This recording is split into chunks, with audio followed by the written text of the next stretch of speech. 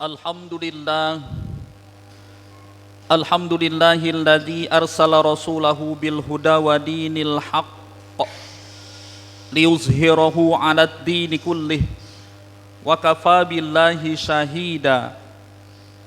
Ashhadu an la ilaha illallah wahdahu la syarikalah wa ashhadu anna Muhammadan abduhu wa rasuluh. Allahumma salli wa sallim wa barik ala sayyidina Muhammad wa ala alihi wa sahbihi ajma'in. Amma ba'du faya ibadallah, usikum wa nafsi bitaqwallah faqad fazal muttaqun. Hadirin sidang Jumat yang berbahagia, pertama-tama marilah kita senantiasa bersyukur kepada Allah Subhanahu wa ta'ala, karena atas limpahan rahmat-Nya lah kita dapat melangkahkan kaki kita ke masjid yang kita cintai ini dalam rangka menjalankan salah satu kewajiban kita, yaitu salat Jumat secara berjamaah.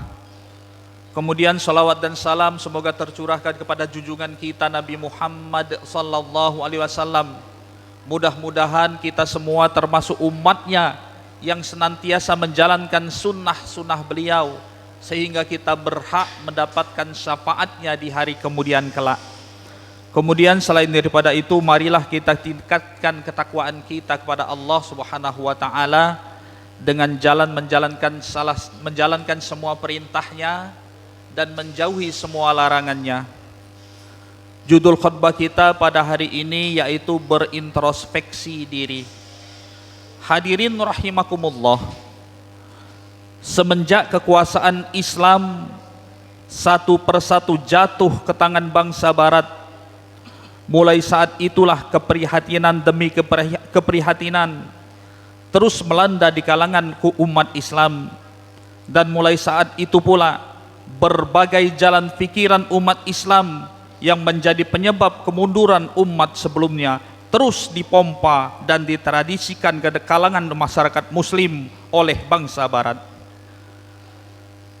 Skenario besar yang terus berjalan hingga saat ini praktis dalam kurun waktu yang cukup panjang umat Islam tidak bisa mengembangkan potensi diri sehubungan dengan kemampuan intelektual yang dimiliki. Dalam kondisi yang demikian, mendaratlah pukulan psikologis dari bangsa Barat yang berupa pernyataan bahwa Islam identik dengan kejumudan, maka orang yang beragama Islam berarti ia sulit diajak untuk maju. Skenario besar tersebut rupanya cukup berhasil, karena bagaimanapun hal itu sudah menjadi persepsi umum di kalangan bangsa Barat. Umat Islam sudah terlanjur dikatakan sebagai umat pinggiran yang tidak doyan dengan kemajuan. Sungguh merupakan hal yang sangat ironis, mengapa umat Islam yang sudah terbukti mengantarkan peradaban dunia di saat dunia Barat masih gelap, belum tahu apa-apa, justru dikatakan sebagai umat yang tidak mau dengan kemajuan. Inilah ujian berat yang harus dijawab oleh umat Islam secara penuh kesabaran dan rasional. Hadirin sidang Jumat rahimakumullah, introspeksi yang harus dilakukan oleh kaum muslimin haruslah menyeluruh hingga ke akar permasalahannya.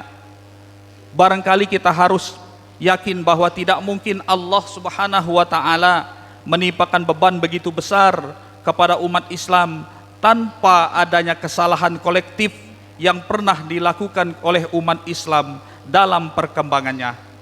Kesalahan itulah yang sekarang harus diperbaiki dan ditebus secara kolektif pula.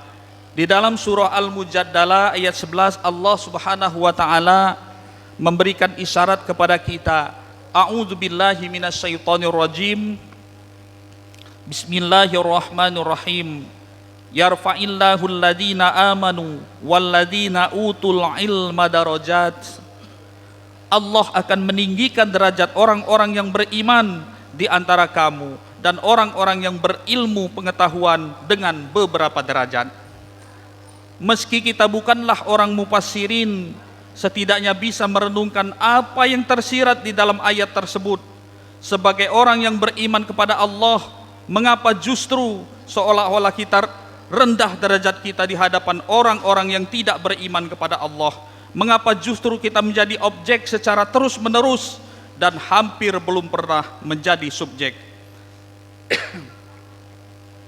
Disinilah perlu kita menyadari, untuk menjadi subjek yang cakap apalagi berhubungan dengan dominasi internasional, haruslah sesuai dengan jalur yang telah ditetapkan oleh Allah Subhanahu wa taala.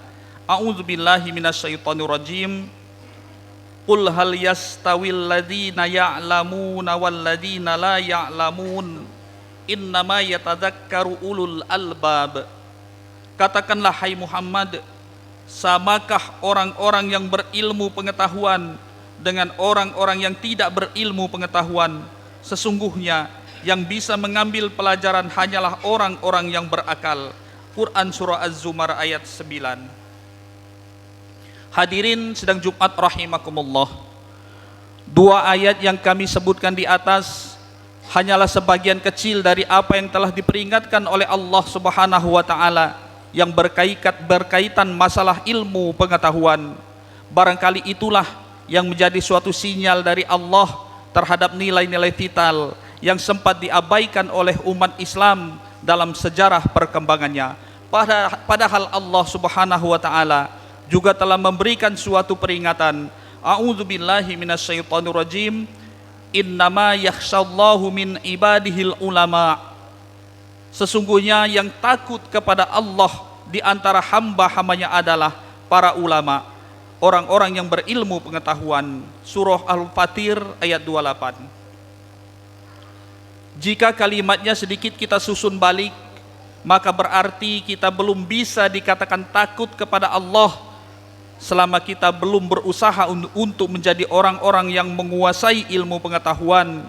Hingga dewasa ini, persepsi umum di kalangan umat Islam menunjukkan bahwa orang baru dikatakan takut kepada Allah manakala hanya sholatnya tertib saja, puasa Ramadan lidahnya selalu mengumandangkan kalimah-kalimah thayyibah, tak pernah lepas tasbih dan sejenisnya. Bahkan seorang muslim baru disebut ulama manakala dia sudah menguasai ilmu-ilmu agama secara mendetil. Akan lebih dikagumi lagi jika mampu menunjukkan ilmu-ilmu kebatinannya untuk dibekalkan kepada murid-muridnya. Figur seperti inilah yang biasanya mudah mendapat kepercayaan dari masyarakat Islam. Persepsi seperti itu di satu sisi adalah baik, tetapi di sisi lain mendatangkan efek samping yang tidak sederhana, karena umat Islam yang berusaha untuk menguasai ilmu pengetahuan umum akan cenderung kurang mendapat simpati.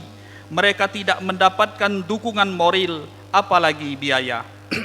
Hingga saat ini nampaknya ganjil jika ada seorang Islam yang menguasai iftek kemudian digelari seorang ulama. Begitu pula masjid yang sejak awal sejarahnya telah diprogram sedemikian rupa untuk pusat-pusat kajian Islam, kajian umat, justru fungsinya telah menyempit yang hanya terpakai sebagai tempat sholat semata. Itu pun kebanyakan dari kaum tua sebagai bagian untuk menghabiskan sisa-sisa usianya saja. Hadirin sidang Jumat yang berbahagia, jika kita menginginkan supaya umat Islam ini secepatnya tidak lagi sebagai objek, maka yang harus kita lakukan adalah memacu kaderisasi umat Islam untuk menjadi generasi yang berkualitas, baik kualitas imannya maupun kualitas intelektualnya. Dengan demikian, umat Islam harus punya target bahwa untuk sekian tahun mendatang, kualitas umat Islam setingkat dengan kualitas bangsa-bangsa barat yang sekarang telah menginjak-injak harga diri kita. Kiranya kita harus menyadari bahwa bagaimanapun kerasnya kecaman kita terhadap mereka, tetapi jangan lupa bahwa mekanisme ekonomi maupun politik yang telah berjalan di tempat kita ini sampai saat ini masih tergantung pada barat. Maka yang terjadi adalah semakin keras kita mengecam mereka, maka semakin keras pula mereka menertawakan kita. Maka tak ada jalan lain bagi kita umat Islam selain terus-menerus menempa diri untuk menjadi bangsa yang betul-betul berdikari, baik di bidang ekonomi, politik maupun bidang-bidang yang lainnya, termasuk pengembangan teknologi. Selama itu belum bisa kita capai, jangan harap kita bisa lepas dari persepsi dari bangsa barat-barat bahwa kita bangsa yang kolot, jumud, bahkan predikat yang paling akhir kita adalah umat teroris. Di tengah-tengah hantaman yang demikian itu, demikian bertubi-tubi ini, kita berharap semoga Allah Subhanahu wa taala tetap memberikan kekuatan kepada kita agar kita bisa bangkit lagi untuk meneruskan kejayaan umat Islam sebagaimana yang dahulu pernah diraih oleh umat Islam, yang kesemuanya itu demi menegakkan agama Allah Subhanahu wa taala. Amin ya rabbal alamin. Hadirin sidang Jumat yang berbahagia, demikianlah khutbah kita pada hari ini. Mudah-mudahan bermanfaat bagi kita semua. Amin ya rabbal alamin. Barakallahu li wa lakum fil Qur'anil azim.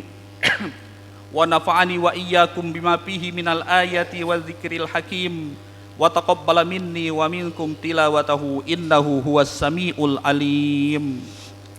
Allahumma salli ala sayyidina Muhammad wa ala ali sayyidina Muhammad.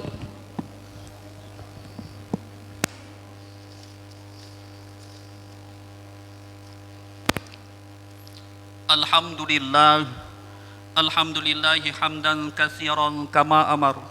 Ashhadu an la ilaha illallah wahdahu la syarikalah, wa ashhadu anna Muhammadan abduhu wa rasuluh, al-mab'utsu ila sairil bashar.